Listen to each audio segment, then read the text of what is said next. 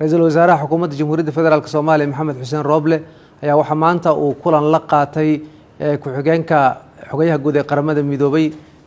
Madam Amina Jane Mohamed waxaa sidoo kale kulankaas ra'iisul wasaaraha Xukuumadda Jamhuuriyadda Federaalka Soomaaliya ku weheliyay madaxda dowlad goboleedyada oo saddex kamid ay kaga qayb galeen aaladda fogaan aragga halka laba kalena ay oo magaalada Muqdisho ku sugan ay goobjoog ka ahaayeen kulanka dhanka qaramada midoobay waxaa sidoo kale isna ku weheliyay wakiilka xogayaha guud ee qaramada midoobay arrimaha Soomaaliya James Swan labada dhinac waxay ka wada hadleen arrimaha doorashooyinka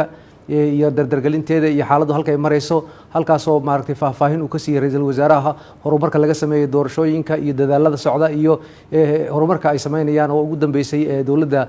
goboleedka Hirshabelle oo la filayo in maalmaha soo socda hadda ay doorashadii qabtaan sidoo kale Somaliland oo ayadana doorashadeedii la diyaarinayo iyo sida xawliga hadda ay hawshu ku socoto inkastoo mararka qaarkood sida ra'iisul wasaaruhu uu sheegay isfaham waaga yare siyaasadeed soo baxa aan caqabad weyn ku ahayn waxa uu sheegay dhinaciisa in uu diyaar u yahay in wax kasta lagu xalliyo wada hadal isla markaana horey loo socdo arrimaha doorashaduna aanay saameyneynin waxaa ra'iisul wasaaruhu ka hadlay arinta kiiska Ikraan Tahliil oo uu sheegay in aanay isagu maaragtay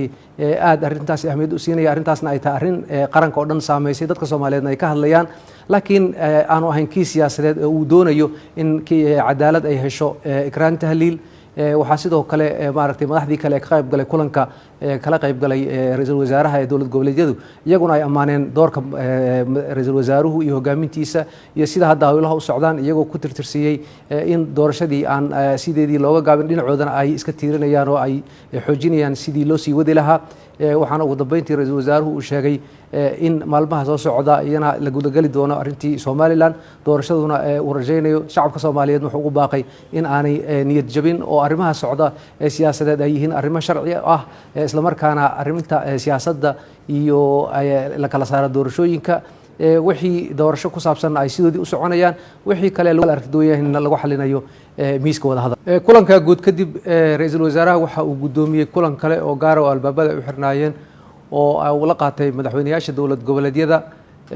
dhammaantood waxaana ay ka wada hadleen arrimaha doorashooyinka iyo sidii ay focuska u saari lahaayeen oo diiradda ay u saari lahaayeen doorashooyinkaas oo maadaama ay muhiim ugu yihiin xilligan dalka qodobadii ay ka wada hadleen doorashooyinka ku saabsanaa iyo sidii loo dardargelin lahaa iyo arrimihii sida weyn ay u falanqeeyeenna isafgarad ay ka gaareen dhinacyada oo dhan